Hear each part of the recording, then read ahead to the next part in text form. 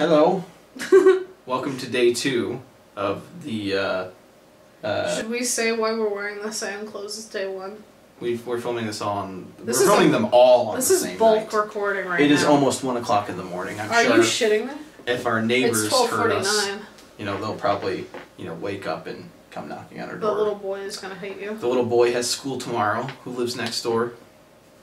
What are you gonna do? We're gonna record our reviews at 1 o'clock in the morning.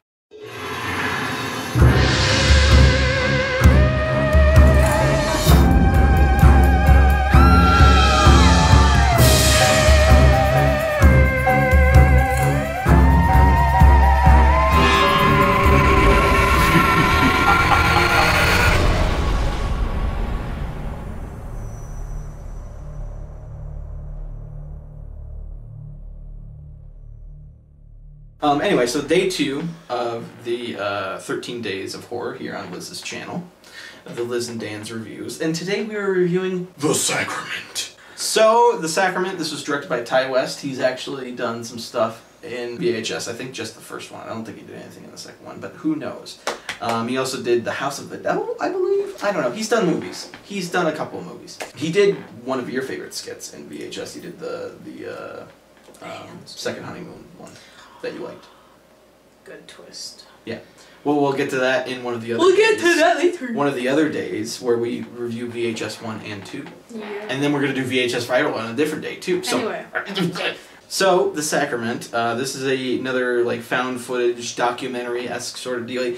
This is the launch off of the movie pretty much starts off explaining on YouTube there's actually a channel called Vice News, and it's kind of jumping off from that, where it's like these news media source that pretty much takes their people and sends them into the heart of whatever sort of, if there's some sort of civil unrest in a country, they'll just send their reporters out in the thick of it and they'll just film it and present it as authentically as possible and not spin it like regular media does. So, it follows this, one of the guys who works for Vice, he gets a letter from his sister, and she is part of this, like, I guess she's had a troubled past, and now she's part of this weird community that... Being rehabilitated. Yeah, essentially was rehabilitated within this weird kind of religious community, and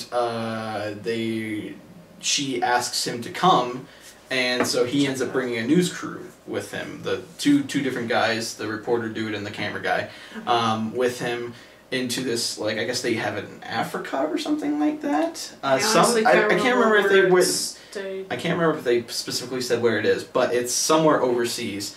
They go and go to this weird community. At first, they're met with guns in their faces and like AK-47s and like seemingly very unwelcome. The fact that they didn't know that that they were bringing news guys, but yeah. So, but then things get cleared up, and it seems like, oh, it's the best place ever, where everybody who lives in this new community are, sold off all of their worldly, possessions to fund this new The thing I like best about this movie is that even though you're going into it kind of knowing maybe there's probably something fucked up going on here. Yeah.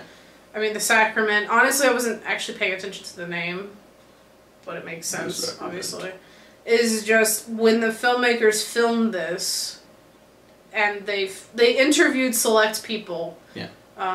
There's an elderly woman. There was a lot of elderly people in this community that, like, they all sold their houses, made all this, took the money, kind of like as a donation for this. Gave it to this congregation. So that it could build this whole new, like, heaven on earth kind of thing. But the way it's shot, I feel like, is just... They sell you on it? I was sitting there going, well, this seems like a really nice place. Yeah, the reporter, like, yeah, it's pretty much this community. There's no TV. It's literally, like, just... Kind of like Amish. Yeah, it's kind of like the Amish, where they live off the land. Yeah. There's just this community of people who love what they do and love life, and they don't need the distractions of technology and stuff like that. And even the reporter guy says, I wouldn't personally choose it, but I'm not going to. Yeah, I'm not going to judge them for it because it seems like something that is working out for them. Right. And yeah, the movie does a really good job of making you like buy into this. And but in the back of your mind, there's always something, you know, you're watching a movie called The Sacrament, and the boss. There's that little guy in the back of your head going, something's not sitting correctly with me. You kind of already know something still isn't good about this because you haven't met the father yet, which is what they called him. Father. So you haven't met him yet, you haven't really, you know, and there's one, like, character in there that they interviewed that she kind of, like, father doesn't want us to talk about this. We're not allowed to talk to outsiders. So that's, like, your little clue to say, well, it seems great for everybody else, but there are these other people that are going, this isn't what we really wanted. This is a little odd. Yeah. There's definitely some there's random that little flags that hint, are like, you can't quite put your finger on it, but there's something wrong. You just know. Yeah. And so, but you don't quite know, like, it's Instinctively. just like, what is going on if there is something bad going on? What we think of the movie. Very disturbing.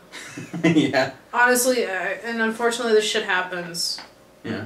In real life, you know, Jim Jones Kool-Aid stuff. This shit happens all the time as people are brainwashed into thinking something is amazing and that they're going to have this best life and then... Yeah. You know, well, it's unfortunate. I was surprised the kind of direction it went at the kind of towards the very end because I didn't, I thought it was, because like the entire time you're watching this and they're explaining, you know, oh yeah, we gave up all our stuff and sold it off. I'm like, this has to be a scam then. Like, it kind of plays out like that, yeah. This has to be a scam, but like it went a different direction. I was like, okay, I didn't expect that. What you said. But I thought it was really well made, and I liked the kind of turn it took, and it wasn't like, you know, anything groundbreaking, but Can I just say that this was a movie we picked up at Walmart, and I'm like, well, this is gonna be bullshit, like fucking stupid. I grabbed it and I thought it was gonna be shit. Yeah. And it was just like, oh, that's different. When I looked at the back of it, I saw the guy who plays father in the movie, and he was in No Country for Old Men. He was in, I don't know if you remember that scene where it's the bad guy and the old guy at the gas station. He's the old guy at the gas station. I felt bad for him in that he one. was. I felt like, God, jeez, like, that was flip for your life. And I'm like, oh. That's one of my favorite scenes. Where that's the most disturbing He's like, scene. call it. He's like, well, I don't know what, you know, what this is for or whatever. He's like, it's for everything. Called it. It was like, that was, that heart-pounding moment of, oh, God. Yeah, that was a real good scene. So, I mean, that guy, I've seen him perform before, and I knew he was a really good actor, at least from that scene. And I thought he did really well. And, vastly different character. Yeah, no, I thought it was a pretty good movie. It was I've kind of been getting relatively progressively more and more tired with found footage movies, but recently we've seen found footage movies that I've been like pretty much the last into 3 days we've seen found footage. Yeah, yeah, but like, you know, As Above So Below I liked, and this I liked, and you know, we just saw Blair Witch again. That will be something we review on a different day. We just saw Blair Witch Project with the directors there. It's like the 5th time I think I've seen it. Yeah, and that was my first time seeing it. So I mean, it's like I've kind of been, after saying. Are you having a better respect for if it's done correctly, kind of? Oh thing? Yeah, definitely. Because I was getting so tired of them. Because I'm so tired of the explanation as to why we're filming so much. Yeah.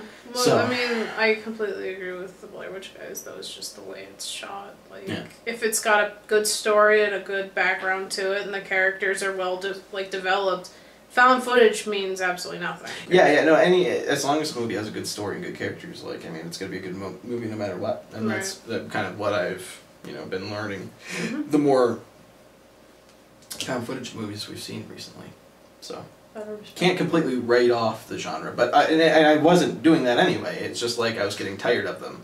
You like keep rolling your eyes about it, though. Yeah. Like, fine. I was getting pretty fatigued by the found footage. It's just annoying when every horror movie trailer you see is found footage. It's annoying to see every horror movie trailer doing activity shit. Where, yeah. Oh, these people saw it first. Look at their reaction.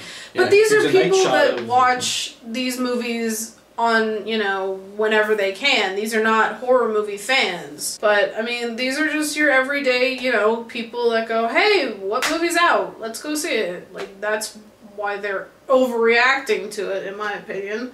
More so than just me going to see it and going, Yeah, and you're talking about the trailers that show like the green. Yeah, like the green night effect, and everyone's going, "Oh my god!" and freaking the fuck out. Oh shit! Oh shit! Jumping around, and all the girls are holding on to the men, and I'm like, "This is ridiculous." Nobody acts like this in the movie theater. I thought the performances all the way around were really good. I liked the camera guy was the guy he had worked with in VHS from the second honeymoon thing. And the guy with the beard, and the camera guy were both in You're Next, which we didn't do a review of, surprisingly enough. I really don't feel like it deserves one, but that's just me. I thought it was alright. I didn't think it was bad. Anyway, maybe at one point. There's our review. She didn't like it, and I didn't think it was bad. At one point, we'll do one. And then I don't really, outside of the father, I don't really know any of the other actors in it, but I thought they were all, fine. I think the actors who were kind of the ones that were meant to portray this community in a good light did really well, because they were really very natural. Sold it. They were very natural and sold it, and like the nurse lady and the old lady in the garden and stuff like that. The old lady in the garden, I think, sold it the most for me, though, just because of the way she talked about it. It's just like this great place, we do all these things, and for some reason, the nurse, kind of made me weird out a little bit about like something's wrong here. This just doesn't look like a typical place where like you would really want to have kids, because it doesn't look as sanitary as she makes it seem like it is. It looked really not that great. Oh, you get that. Yeah. She just seemed a little weird about it, but that was just something I took from it. Well, if you don't claw me this time, we'll be happy. I wouldn't say it's like it wasn't really like scary. No, it's not a scary movie at all. Like, it's just creepy. It's one of those things where it makes you uncomfortable. It's just this uncomfortable feeling of knowing that, one, this shit happens in the real world, and it's also kind of this sad feeling of like, unfortunately, these people get sucked into this type of stuff, and then, it ends the way it ends, kind of thing. It's more so disturbing towards the end. Yeah. I thought overall it was effective, and pretty good. Yeah, it was. It was. I mean, going with no expectations, it's pretty good. It's pretty good. It's a really good pickup for the. I mean, like. It was like $14 at. I was gonna say $14-15 that we picked it up at Walmart. DVD. Yeah. That was our review of The Sacrament. The Sacrament. And day 2 of the 13 Days of Horror with Liz and Danz reviews. So we'll see you tomorrow for day 3. Bleh. Bleh. Precisely. Bye, what do you have to say, Fisher? No.